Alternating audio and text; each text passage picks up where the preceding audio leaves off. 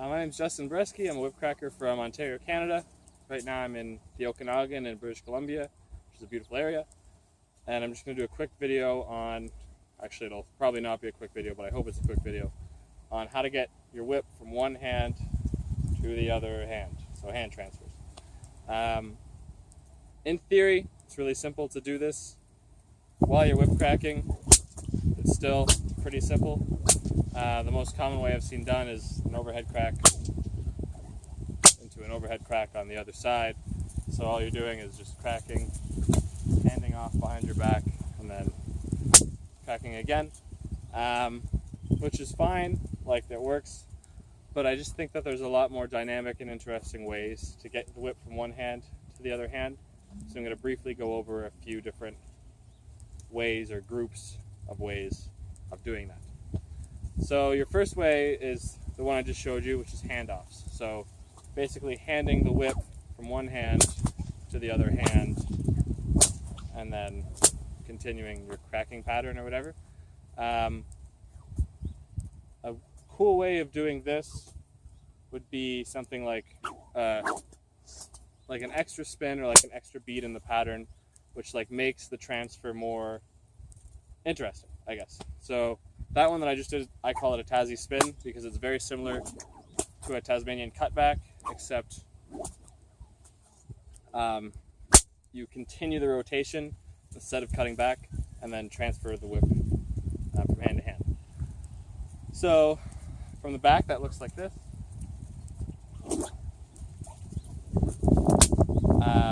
So all you're really doing is, like I said, going in for your Tasmanian cutback, right? You have your whip pointing up your spine, your elbows bent at 90 degrees, your shoulder is very sunburnt, apparently, and the whip will fly over your shoulder over here. Once the whip flies over, however, instead of cutting back, all you're going to do is step into the middle of the camera view and then take your other hand and reach behind you, grab the whip, continue the rotation. So that looks like this from behind. Yeah, very easy. When you start, if you don't have the flexibility, so like if you can't do your Tasmanian cutback, for instance, you'll probably have your whip a lot higher above your back, which is fine, but eventually you're going to want to try and get it as close to your back as possible without dropping it, because it just makes it a little bit more clean. That move looks really, really cool with the fire whip. It's probably one of my most used fire whip moves, so practice it. Another hand transfer is the exact same thing, but vertically. So instead of putting your arm behind your back, you're going to kind of put it at your side, and your elbow is going to pop out this way, and that'll get the thong over the same shoulder that the hand that's holding the whip is attached to. And then your other hand again comes out, grabs, completes the rotation. Yeah, that looks especially cool if you add a spin at the beginning, right after the cattleman's crack. That's a bit faster. So here, extra spin, transfer, like that. Yeah. One final handoff that is really easy, but I think should be used more, is like a handoff during a body wrap and a spin. So say my audience is this way. I'm doing my body wrap, spinning. While I'm not facing my audience, I hand off to my other hand, continue to spin, and then unwrap. The reason that we unwrap while not facing the audience is because that's very simple. And I know the move actually is simple, but you want to make the simple look beautiful and the hard look easy, or whatever the quote is. So that's why we spin while we're transferring. Yeah, so those are 3 different handoffs you can do. Those are cool. The next way is probably the most obvious way, and it's also the most underutilized way, and that's just throws, because when you throw your whip, you can always just catch it with your other hand. And there's numerous ways to do this. I don't need to tell you how to throw a whip. Just don't be afraid to throw your whip, and if you don't catch it, it's not a big deal, because you can just pick it up and keep going. So yeah, practice that. I think Adam Winrich, in one of his two-handed routines, does a throw like here, and then grabs it behind his back with his other hand, which is pretty cool. So there's just a whole bunch of different ways to do that. So just practice throwing and grabbing with your other hand, and then keeping going. And then the last way is like very similar to contact staff, if you know anything with flow arts. It's like whip wrap transfers. So like stuff like that. There's a whole bunch of different places you can wrap that you can transfer with. Do that again. Like that. I have a video where I do it like around my waist and then kick up the whip like that.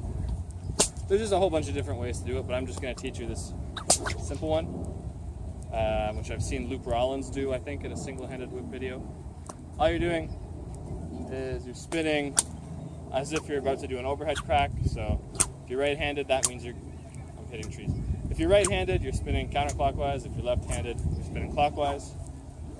And you're going to spin, and before you wrap, you want to give the whip a lot of speed, because you need the inertia to get the handle to travel around your neck. But the move is very similar to a neck throw and a body wrap combined. So you're spinning this way, you give the whip a lot of speed, and you're going to put the whip so that the handle is like, the tip of the handle is against your neck. Not like the back of your neck, but not like right between the middle and the front of your neck, I guess. That's where I put it. Your whip's probably different than mine. And you want the whip thong to travel around your neck, and then I will release the handle once I feel that the thong has come to the other side of my neck. So I'll actually feel the thong touch my neck about the same spot where the handle is, maybe a little bit behind where the handle is, I guess. And that's when I know, okay, well now the thongs and the rest of the whip are traveling this direction, which means if I let go of this, the handle is going to swing along this way. So wrap, and then it helps if you like hula hoop your neck a little bit. So when I let go, I kind of push back with my neck, and then this way to give the handle just the little push it needs to get all the way around. So here, hula, and then I'm here. So the handle will fly over your shoulder, and then you'll grab it here. Sometimes, like if your whip is longer especially, you'll have extra whip down here, so you'll have to finish in a body wrap, which looks kind of cool anyway. But that's just something to keep in mind. I'm not sure if you could, I mean, I'm sure this is possible with a shorter whip, like this is a 5.5 foot whip, but I've never tried it with a shorter whip than this. So, and yeah, like I said, there's different places you can do it. Like that's an under the armpit one. I did around the waist, and then instead of using your neck, you could use your elbow like that. Yeah, tons of different ways to do that too. So just play around. These are just a few of the ways that I found that I like to change whip from hand to hand, because as cool as this is, like, it's not really going to entertain an audience for that long. So try and like spice it up is all I'm trying to say.